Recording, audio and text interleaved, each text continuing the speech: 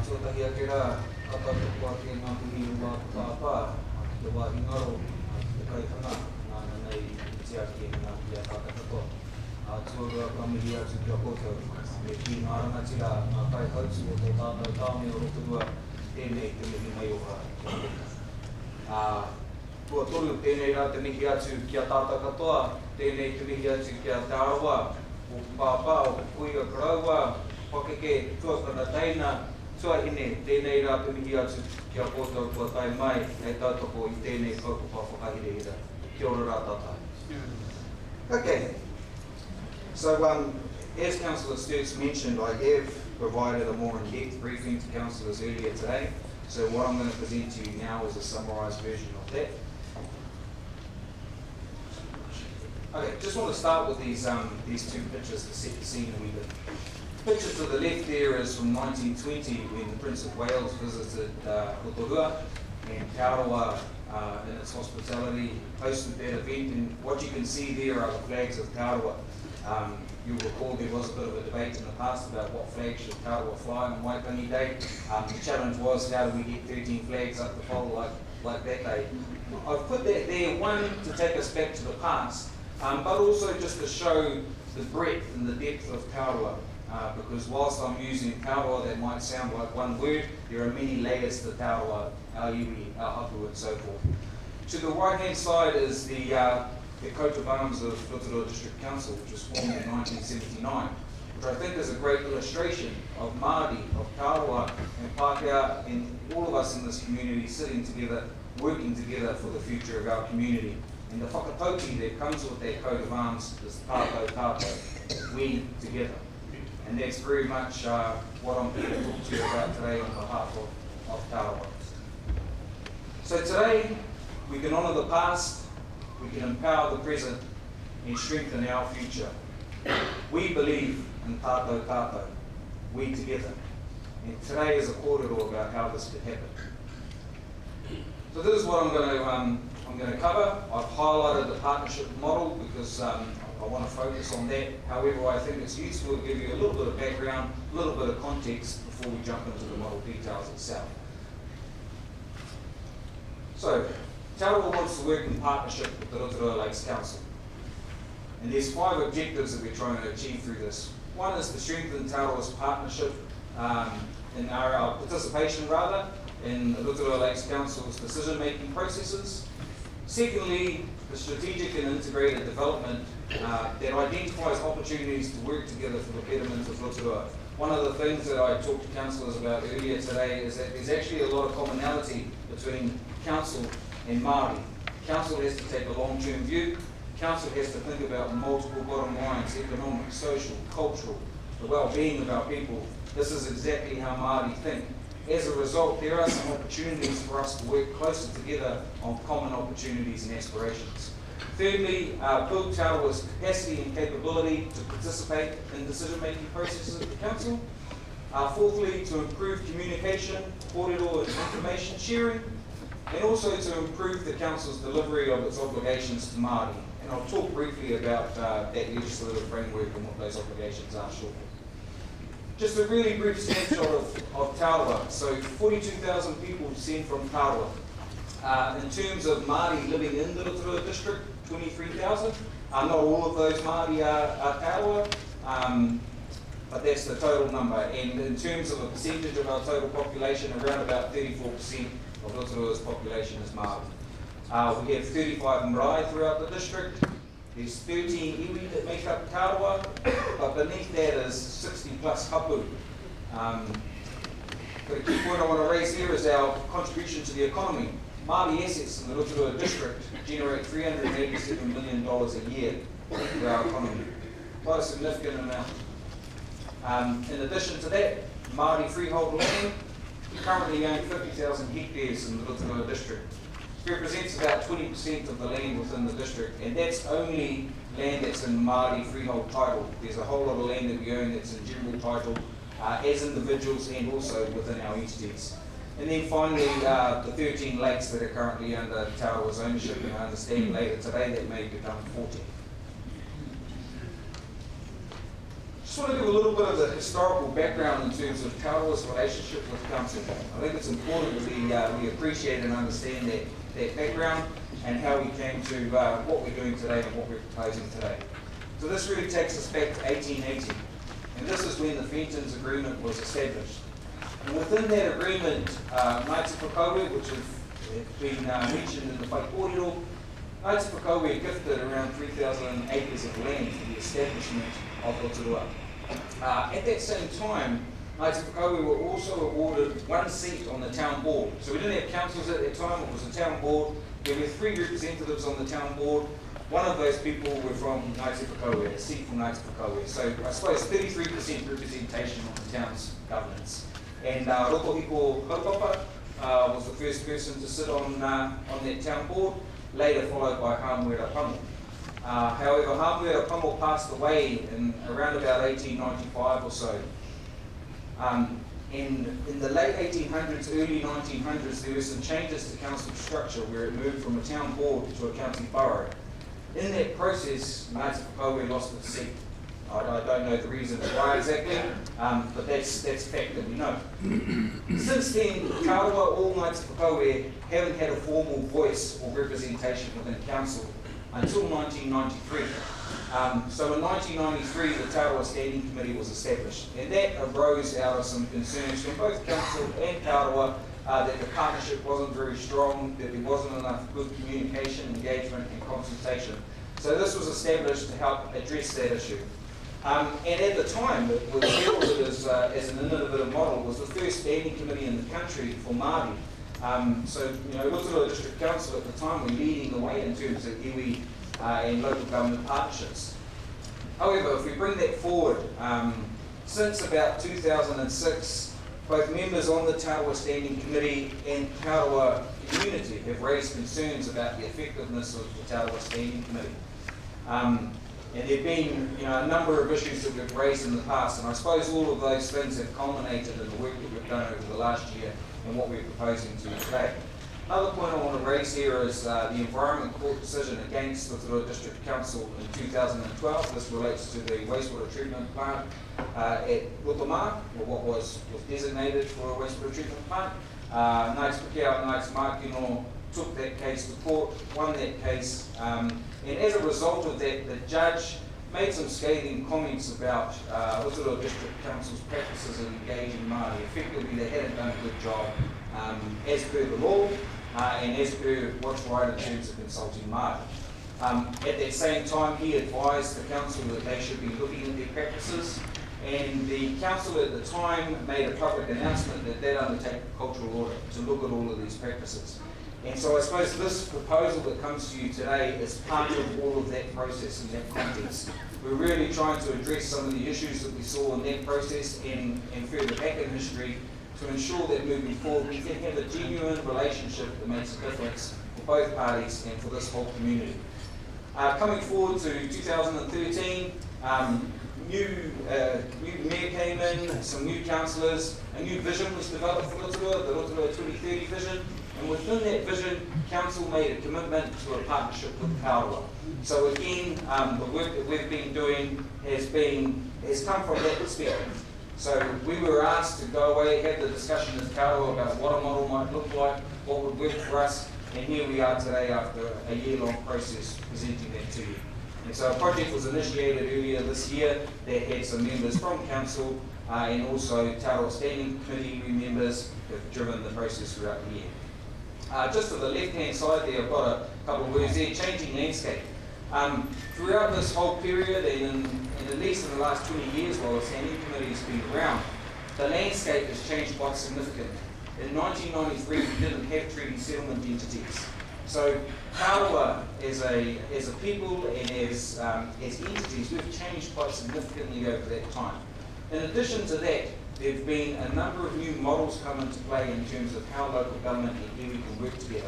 And there's various models throughout the country that are new models. In this process, we looked at those various models to try and work out what made the best fit for here, for Arawa and for the council. So these are some of the aspirations for Arawa in terms of developing the model. I'm not going to go into those in detail. You can see the key things there. A couple of just quick points I want to make. It's really about a strengthened partnership, stronger focus, affirming iwi and hapu rangatira, strengthening the connection between this board or this body and Arawa whānui, and being an effective advocate for Arawa interests. Just in terms of the legislative framework, and obviously something that you need to consider as councillors is your legal obligations. And within Section 81 of the Local Government Act, there are some commitments that local government have to Māori. Firstly, to engage and consult with Māori. Secondly, to build the capability and capacity of Māori, to contribute to decision making. And thirdly, to provide relevant information to Māori to achieve those things. In addition to that, the Resource Management Act also puts some obligations on local government, and here they are here in terms of recognising our special relationships, having regard to our role as kaitiaki, taking into account the principles of the Treaty of Waitangi, and putting mechanisms in place to give effect to all of those things. So I think again this is an important part to this conversation because we've been cognizant of this, and in the development of the model we're trying to address these things that help you to meet your obligations under the law. This is some of the value that we believe the partnership can generate for both parties and for our wider community. So one's about communication and engagement. That more information is flowing between us. An important point I want to make is around strategic and integrated development of Rotorua. Arawa has a lot of aspirations around the development of this town. We're doing a lot of things in that space, and as it happens, a lot of those things are quite similar to things that you're trying to achieve. So again, there's an opportunity here for us to be able to sit at the table, find those opportunities, and essentially accelerate the development of Rotorua. Number of other things in there, valuing diversity, culture and heritage, I believe is important. And we all know that this town certainly has a Māori flavour. You can't walk through this town without acknowledging the history of Arawa that's around you. We want that to continue. We think we can make that more powerful, as well as creating a space for the rest of our community. Just a little bit about the structure. So at the top here, we have a Arawa Stakeholder Forum. That's essentially made up of all of the stakeholders of Arawa, our various iwi, hapu, marae, our land trusts and corporations. And the role of that forum is to endorse this partnership. So the partnership is between the council and Arawa at large. Below that is a Arawa board that engages directly with council, and you can see there the 6 or so things that this board would do, and then they're supported by an executive officer. And this, we're suggesting that this structure sits independent to council, but it will feed into council through a number of ways. I'll talk about that shortly. Apologies for the community, I might be kind of rushing through this. It's because I've got limited time and the councillors have had a briefing, so sorry about that, and I'll continue on. Just in terms of partnership and accountability, so when I talk about the Arawa Stakeholder Forum, these are the various parties that make up Arawa, our various iwi hapu, our marae, our land trusts and corporations, our pan-Arawa entities, mātāwaka, and pūkinga koike. So just for those who don't know, mātāwaka is people who are not from Arawa descent but live in Rotorua, so other Māori living in Rotorua. We acknowledge that they are part of this community too, and from a kaitiaki perspective, we have a responsibility to support and care for all those people that choose to live in our rohe. On the right hand side is the Arawa board. The accountability for this board is back to Arawa, but it's also back to the council itself. And I think that's important. One of the concerns of the standing committee in the past is that it didn't have a strong enough connection to various stakeholders in Arawa. In this model, we've tried to strengthen that connection, strengthen that accountability. There'll also be this relationship between the Arawa Stakeholder Forum and the council. Now, in terms of how we want to engage with council and its planning and policy mechanisms. So on the left-hand side here, we've got the Arawa board. We're suggesting that this board nominates 2 members or recommends 2 members to sit on the Strategy, Policy and Finance Committee and also the Operations and Monitoring Committee, and that those people have voting rights. We see that as an opportunity to contribute to the strategic thinking and the debate that shapes the future of this district. Below that is recommendation for 1 member to sit on the CEO Performance Committee. and part of that is forming a stronger relationship with the operational aspect of council. Because as we can acknowledge, there's multiple layers to council. We want to have relationships at various levels. These last two at the bottom here, one is to be able to recommend a commissioner to the district hearings committee. So whenever there's a hearing, we'd like the opportunity to be able to appoint a commissioner. There needs to be a discussion about specifically what types of hearings those are, because Arawa don't necessarily want to sit on a building consent about how high a building is and so forth. But for matters that are about natural resources, or for matters that impact our communities of interest, we would like to have some participation in that process. That's not necessarily somebody from this board sitting as a commissioner, but rather the opportunity for this board to recommend who a commissioner could be. And that may be somebody from Arawa, or it may be somebody from outside of Arawa, and it's not necessarily a Māori. It's, from our perspective, it's about somebody who understands the Māori worldview and can make a decision objectively from that perspective.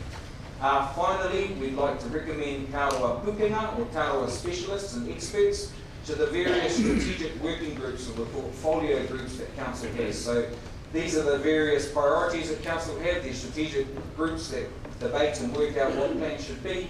We want to be able to appoint specialists from Arawa to that, to contribute to that strategic thinking.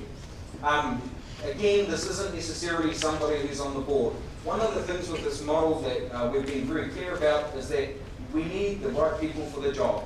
People with the right skills to sit on these various committees and so forth. So we've got the flexibility here to appoint the relevant person from Arawa who has the right experience, expertise and background. In terms of the board itself and the board's representation, we've got 14 members. This is the breakdown of the representation. A couple of things I want to note. One is we're trying to get broad representation. We're trying to capture various generations. We're also trying to capture all of our various iwi. A couple of things of note. Ngāti Whakaue have 2 seats on this board. That's in recognition of the special relationship they have in establishing this town and the historical relationship with council. All other iwi within Arawa will share 6 seats. All of these seats will be elected at large. So all of Arawa will have the opportunity to elect people onto this board. Another key point I want to make is 2 seats for rangatahi. We believe it's important that our young people are part of this board. They're the leaders of our future. We need to bring them into these conversations, have them part of the debate early on. Now, there's 2 options I'm showing you here. So this first one doesn't have Mā Tāwaka, so that's Māori that are in the district that aren't from Arawa. The second one here is an additional seat for Mā Tāwaka. So that's to give an opportunity for Māori in the district to be part of this board. We are recommending that option 1 be accepted. Our rationale here is that we do want Mā Tāwaka to be part of this board. It's only right because they're living here and we have a manaakitanga role to support them. However, we think that in the first year we need to embed this board. We've got to get clear about how we operate and so forth, and that it would make more sense to bring Mā Tāwaka in after the first year. So it's just about getting things in and Arawa getting very clear about how this works and making it effective, and then introducing Māori throughout the district into this model. Just a little bit about what we've done in terms of developing this model. It's taken us a year. We've held numerous hui with Arawa hapu, iwi and stakeholders, including our Pukenga Poike, our elders, Arawa's Lake Trust, as well as a number of hapu and iwi throughout Arawa. Been around about 300 people from Arawa attend these various hui. And you can see probably another 150, 200 here today to support this kaupapa. The cost in terms of developing this model has been around $28,000. In terms of iwi engagement, this is probably one of the quickest projects I've seen for local government, and probably one of the cheapest. But that said, I do think it's very robust. We've undertaken a lot of consultation with our people. And the other thing too is that throughout that process, this model has been refined. It's not like a few of us designed this model and that's that. We've refined it as we've gone through that process. Final slide, community consultation. Arawa believes this is a major kaupapa for both Arawa and our wider community. We feel it's only right that the Rotorua community have an opportunity to consider this proposal. So I just want to lay it on the table that we're not trying to push anything through. this is for our whole community to have this conversation. We welcome the opportunity to share this vision of partnership with our wider community. So again, I'll take us back to the beginning. I think today we can honour the past, we can empower the present, and we can strengthen our future. Arawa believes in tātou tātou, we together. I ask that you consider our proposal with an open mind and a compassionate heart, and I look forward to our future. Kia ora tātou.